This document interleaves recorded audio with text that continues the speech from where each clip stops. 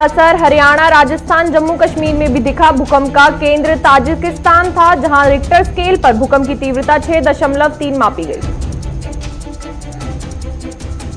पहले खबर आई कि भूकंप का दूसरा केंद्र अमृतसर के पास था। नेशनल सेंटर फॉर सेस्मोलॉजी की ओर जानकारी दी गई कि अमृतसर में रिक्टर स्केल पर भूकंप की तीव्रता 6.1 दर्ज की गई।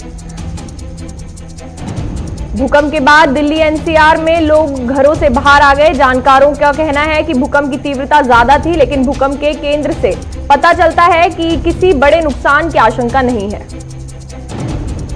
पंजाब के सीएम कैप्टन अमरिंदर सिंह ने कहा कि भूकंप के बाद अमृतसर और उसके आसपास के इलाकों में किसी भी तरह का नुकसान नहीं हुआ है। जम्मू कश्मीर के पूर्व मुख्यमंत्री उमर अब्दुल्ला ने ट्वीट करके कहा कि 2005 के बाद इतनी तीव्रता के भूकंप का महसूस किया गया है जैसे कि भूकंप के झटके महसूस हुए। मैं घर के कंबल को लेकर बाहर आ गया। एनएसए अजीत डोभाल की सुरक्षा व्यवस्था बढ़ा दी गई है। जैश से जुड़े हिदायत उल्ला मालिक के पास से डोभाल के ऑफिस का एक वीडियो पाया जाने के बाद यह कदम उठाया गया है। बताया जा रहा है कि यह रेकी पिछले साल की गई थी। मलिक ने ये वीडियो अपने अकाउंट को पाकिस्तान भेजे थे। पीएम मोदी कल देश के 2 दक्षिणी राज्य तमिलनाडु और केरल का दौरा करेंगे। इस दौरान वह चेन्नई में कई प्रमुख परियोजनाओं का शिलान्यास व उद्घाटन करेंगे। देश में निर्मित लड़ाकू विमान तेजस की सफलता के बाद एक और स्वदेशी युद्धक टैंक सेना में शामिल होने को तैयार है। प्रधानमंत्री नरेंद्र मोदी एक बार फिर 18 फरवरी को पश्चिम बंगाल के दौरे पर जाएंगे। इस दौरान पीएम मोदी कोलकाता में जल शक्ति मंत्रालय के कार्यक्रम में शामिल होंगे। कृषि कानून को लेकर कांग्रेस महासचिव प्रियंका गांधी ने योगी सरकार पर निशाना साधते हुए कहा कि योगी सरकार ने यूपी के गन्ना किसानों की दुर्गति कर दी है। तृणमूल कांग्रेस के राज्यसभा सांसद दिनेश त्रिवेदी का इस्तीफा राज्यसभा के सभापति वेंकैया नायडू ने स्वीकार कर लिया है।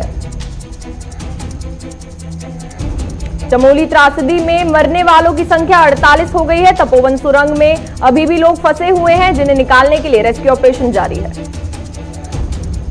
उत्तराखंड में ऋषि गंगा नदी के ऊपरी क्षेत्र में एक झील बनने के बाद अब रौंटी नाले के पास एक प्राकृतिक झील बन गई है।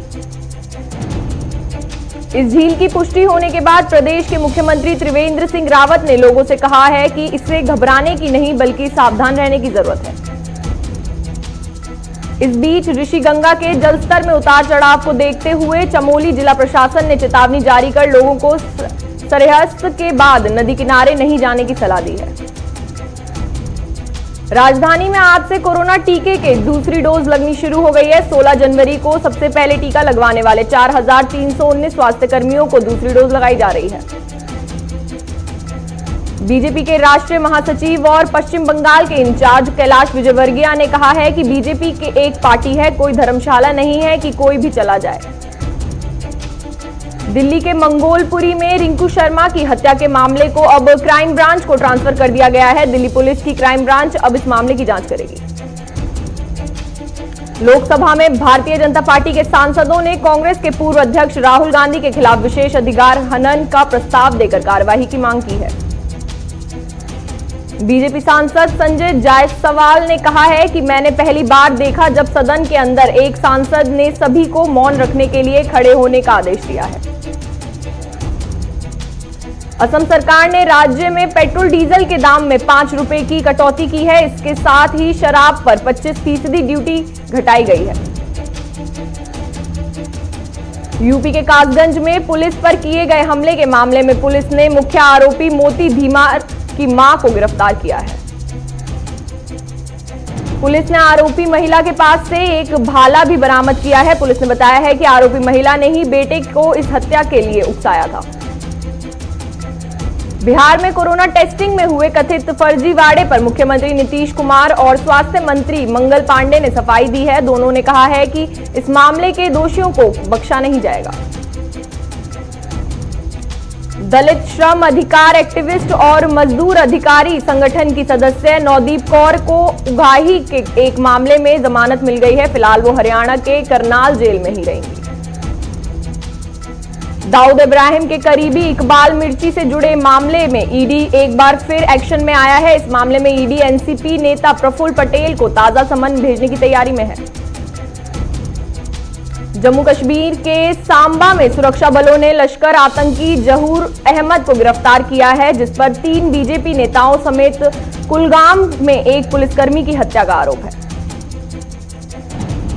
कांग्रेस सांसद राहुल गांधी के राजस्थान दौरे के बीच जयपुर में उनके एक रिश्तेदार के घर पर चोरी की वारदात सामने आई है। जानकारी के मुताबिक उनके रिश्तेदार के घर से घरेलू सामान गायब मिले हैं।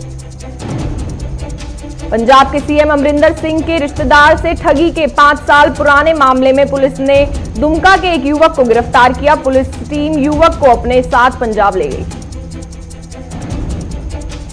हरियाणा के रोहतक में महेर सिंह अखाड़े में हुई फायरिंग की घटना में 5 लोगों की मौत हो गई, जबकि 2 लोग घायल हो गए हैं। रोहतक में हुई घटना को लेकर कांग्रेस पार्टी के प्रवक्ता रणदीप सिंह सुरजेवाला ने ट्वीट कर लिखा कि खट्टर सरकार की कानून व्यवस्था का दिवाला निकल गया है।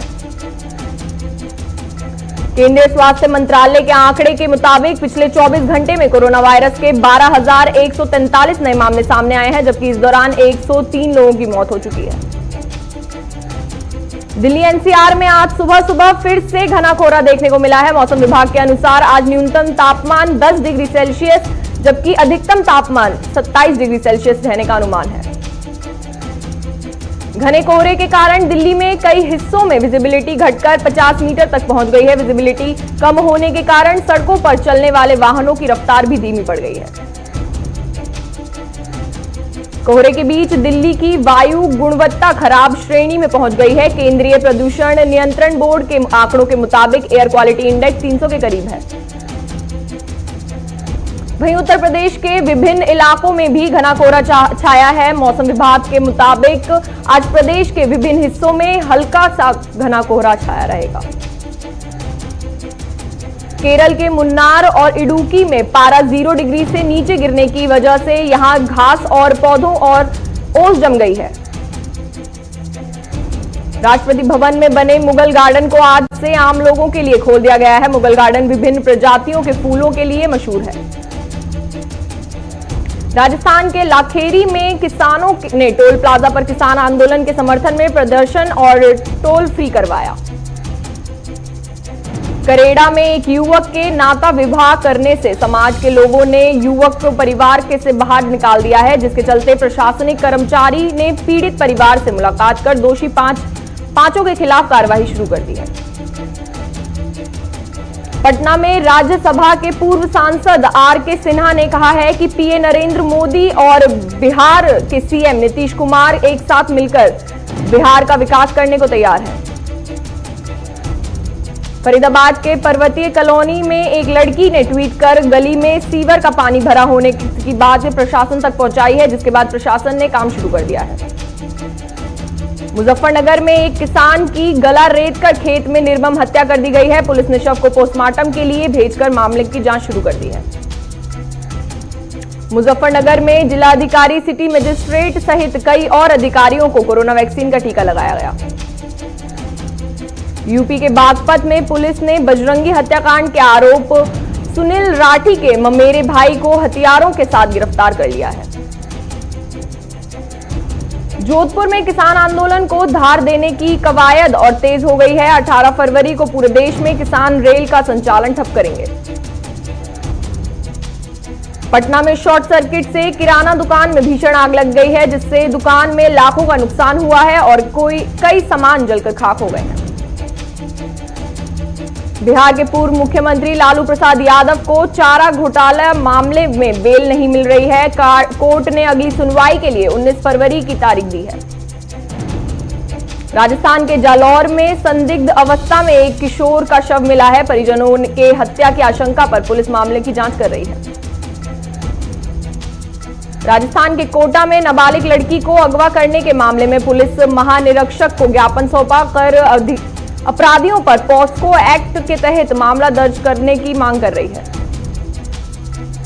राजस्थान के हिंडोली में पुलिस की सख्ती के बावजूद अवैध रूप से शराब बिक्री हो रही है। साथ ही बिना लाइसेंस के शराब बेचने वाले पर कोई कार्रवाई नहीं हो रही है।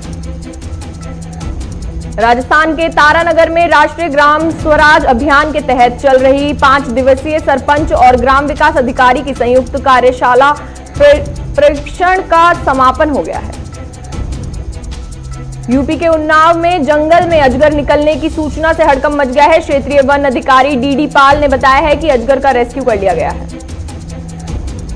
यूपी के देवरिया में पिछड़ा वर्ग कल्याण मंत्री अनिल राजभर ने प्रेस वार्ता कर कहा कि पिछड़े वर्ग के छात्रों की छात्रवृत्ति में अगर किसी तरह की कमी हुई तो अधिकारियों पर कार्रवाई होगी। झारखंड के साहिबगंज में पुलिस ने मोबाइल चोर गिरोहों को एक चोर को 2,50,000 रुपए के साथ गिरफ्तार किया। बाकी अपराधियों की तलाश जारी है। राजस्थान के बूंदी में आम जनता के साथ पुलिस की बदसलूकी और अपराधियों को पनाह देने के बाद एक युवक ने पुलिस अधीक्षक को ज्ञापन सौंपा है।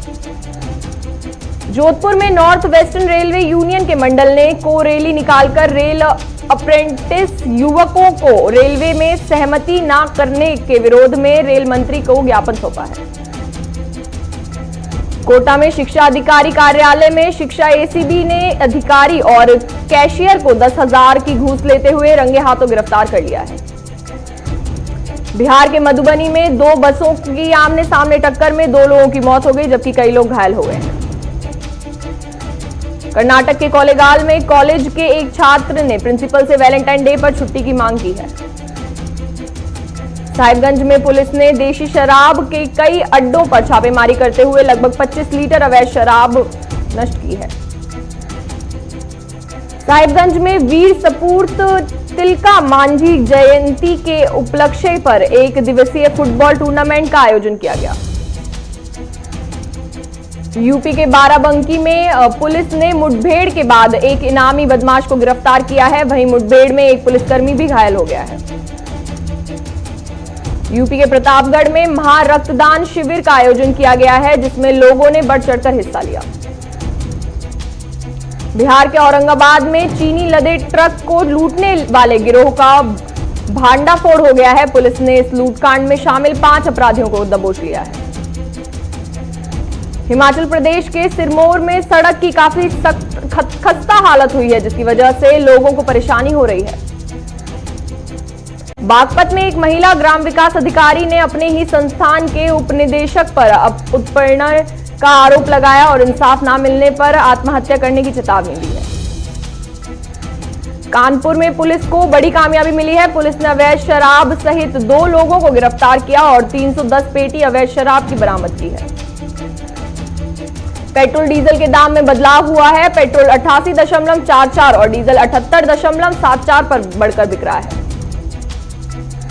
गोल्ड और सिल्वर की कीमतों में और गिरावट आ गई है। गोल्ड 47,497 रुपए प्रति 10 ग्राम पर पहुंच गया है। वहीं सिल्वर 68,725 रुपए प्रति किलो पर पहुंच गया है। सरकारी आंकड़ों के मुताबिक खुदरा महंगाई दर में गिरावट नरम होकर 4.6% पर आ गई है। इसका मुख्य कारण सब्जियों की कीमतों में कमी आना है। अमेजॉन रिलायंस फ्यूचर डील को रोकने के लिए अब सुप्रीम कोर्ट पहुंच गई है। दिल्ली हाई कोर्ट ने इस मामले में लगे स्टे को हटा दिया था। टाटा समूह की कंपनी टाइटन की तीसरी तिमाही के शुद्ध मुनाफे में 11% की गिरावट आई है। हालांकि इस दौरान कंपनी के रेवेन्यू में 18% की बढ़त दर्ज हुई है। फूड डिलीवरी कंपनी स्विगी में निवेशक की तैयारी बढ़ गई है। साथ ही इसके लिए 3 कंपनी 5,500 करोड़ रुपए लगाएंगी। सरकारी कंपनी रेलटेल का 16 फरवरी को आईपीओ सब्सक्रिप्शन खुल जाएगा। यह 18 फरवरी तक खुला रहेगा। सियाम के आंकड़ों के मुताबिक पैसेंजर व्हीकल की बिक्री में 11% का इजाफा हुआ है। टी व्हीलर्स की बिक्री में भी 6.5% की बढ़ोतरी दर्ज की गई है। ईडा ने इंश्योरेंस कंपनियों से कहा है कि ग्राहकों को डिजी लॉकर के जरिए डिजिटल इंश्योरेंस पॉलिसी दी जाए। इससे क्लेम प्रोसेसिंग में तेजी आएगी। आईआरडीएआई ने आगाह किया है कि डिजिटल नेशनल मोटर इंश्योरेंस से कोई पॉलिसी ना लें, क्योंकि कंपनी के पास बीमा कवर बेचने का लाइसेंस नहीं है। दुनिया भर में बीते 24 घंटे में कोरोना के 4.13 लाख से ज्यादा नए मामले सामने आए हैं और 12,000 से ज्यादा लोगों की मौत हो गई है। अमेरिका में बीते 24 घंटे में 92,232 नए केस सामने आए हैं। वहीं बीते 24 घंटे में कोरोना से 2,620 लोगों की मौत हो चुकी है। ब्रिटेन की अर्थव्यवस्था को कोरोना वायरस महामारी के चलते साल 2020 से 300 से अधिक वर्षों में सबसे बड़ी गिरावट का सामना करना पड़ा है। पिछले साल ब्रिटेन की अर्थव्यवस्था में 9.9% की गिरावट दर्ज हुई थी। ब्रिटेन के वित्त मंत्री ऋषि सुनक ने एक बयान में कहा है कि आज के आंकड़े बताते हैं कि महामारी के परिणाम स्वरूप अर्थव्यवस्था को गहरा झटका लगा है। नॉर्थ कोरिया के तानाशाह किम जोंग ने बैठक में कहा है कि कैबिनेट अर्थव्यवस्था में जान डालने में नाकाम रहा। किम तू द्वितीय की जगह अब ओ सू योंग को आर्थिक मामलों में विभाग का नए निर्देशक नियुक्त किया गया है। ब्रिटेन में रिकॉर्ड तोड़ बर्फबारी से ठंड बढ़ी है, क्योंकि वहां पर 66 साल में पहली बार -23 डिग्री तापमान पहुंच गया है। रूस और चीन के दबाव में म्यांमार के लिए संशोधित प्रस्ताव पारित हुआ। म्यांमार में सैन्य नेताओं से आग्रह किया गया है कि आंग सान सू की समेत सरकार के अन्य सदस्यों को तत्काल रिहा किया जाए। चीन को पिछले साल जन्म दर में करीब 1/3 की गिरावट देखनी पड़ी है। आंकड़ों के मुताबिक 2020 में 10.03 मिलियन पंजीकृत जन्म हुए थे और ये 2019 में 30% की कमी है। शिनजियांग में गलत रिपोर्टिंग का हवाला देते हुए चीन ने बीबीसी वर्ल्ड न्यूज पर बैन लगाया। इस बैन के बाद ब्रिटेन इस कदम को अस्वीकार्य बताया और कहा है कि इससे चीन की प्रतिष्ठा धूमिल हो गई। रूस के जुर्जिस्क में रासायनिक प्रदूषण का चौंकाने वाला मामला सामने आया है। यहां प्रदूषण के कारण आवारा कुत्तों का रंग नीला हो रहा है। कपूर फैमिली ने राजीव की आत्मा की शांति के लिए पूजन किया, जहां पर आलिया भट्ट समेत चुनिंदा सेलेब्स श्रद्धांजलि देने पहुंचे। आमिर खान की बेटी इरा खान इन दिनों नुपुर शिकरे को डेट कर रही हैं। हाल ही में उन्होंने सोशल मीडिया पर फोटो शेयर की है। रोहित शेट्टी के निर्देशन में बनी फिल्म सूर्यवंशी 2 अप्रैल को रिलीज हो सकती है। हालांकि मेकर्स इसे लिमिटेड सिंगल स्क्रीन्स और नॉन नेशनल मल्टीप्लेक्स में भी रिलीज करेंगे। शशांक खेतान की अपकमिंग फिल्म में शाहिद कपूर रिप्लेस हो गए हैं, जिसका कारण उन दोनों के बीच क्रिएटिव डिफरेंस बने हैं। एक्ट्रेस दीपिका पादुकोण फिल्म धूम 4 में बतौर विलन नजर आ सकती हैं। एक रिपोर्ट में दावा किया गया है कि प्रोडक्शन हाउस ने फिल्म के लिए दीपिका को अप्रोच किया है। इंडिया इंग्लैंड चेन्नई टेस्ट के लिए 50% फैंस को एंट्री की मंजूरी मिली। साथ ही स्टेडियम में मेडिकल और आइसोलेशन रूम भी बनाए गए। टीम इंडिया के उप कप्तान अजिंक्य रहाणे ने उम्मीद जताई है कि इंग्लैंड के खिलाफ आज दूसरे टेस्ट मैच की पिच पहले दिन से स्पिनरों के लिए मददगार साबित होगी। हालांकि 4 टेस्ट मैचों की सीरीज में भारतीय टीम 0-1 से पीछे है। जमैका के धावक उसेन बोल्ट का क्रिकेट खेलते हुए वीडियो शेयर हुआ है, जिसमें उन्होंने कवर ड्राइव लगाया। सोशल मीडिया यूजर्स बोले, इस साल आईपीएल में ट्राई कीजिए। आईपीएल नीलामी की लिस्ट में 128 विदेशी खिलाड़ी चुने गए हैं। इनमें सबसे ज्यादा 35 ऑस्ट्रेलियाई और न्यूजीलैंड के 20 खिलाड़ी हैं। टोक्यो ओलंपिक आयोजन समिति के अध्यक्ष योशिरो मोरी को अपने पद से इस्तीफा देना पड़ा है। दरअसल मोरी ने ओलंपिक समिति की एग्जीक्यूटिव मीटिंग में कहा था कि महिलाएं बहुत बोलती हैं, क्योंकि उनमें प्रतिद्वंदिता की भावना बहुत होती है। तो चलिए फिलहाल के लिए इतना ही। देश और दुनिया की तमाम खबरों के लिए हमारे साथ बने रहें।